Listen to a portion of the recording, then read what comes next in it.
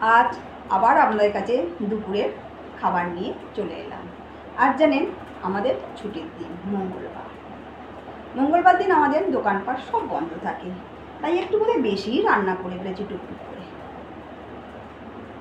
ভাত দিয়েছি, সামনে পাতে একটু ঘি দিয়েছি, করলা ভাজা, মোপা ভাজা, আলু ভাজা আর একটু মোচা, একটুখানি থোড় ভাজা করেছি।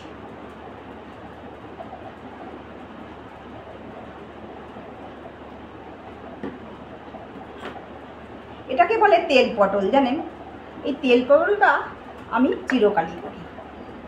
তেল পটল, একটুখানি চিংড়ি মাছ দিয়ে মোচার ঘন্ট,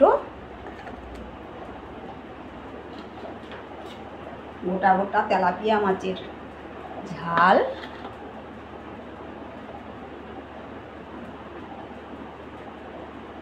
আর গোটা গোটা পেঁয়াজ রসুন দিয়ে, এটা আমাদের ছোটোবেলা থেকে শেখা।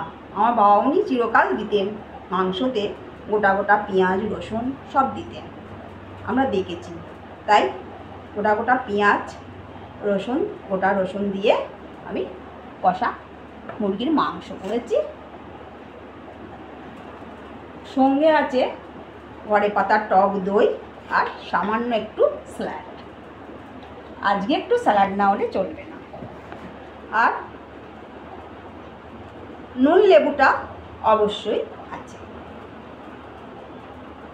আজ তাহলে দুপুরে এই পর্যন্তই, আবার কাল আসবো।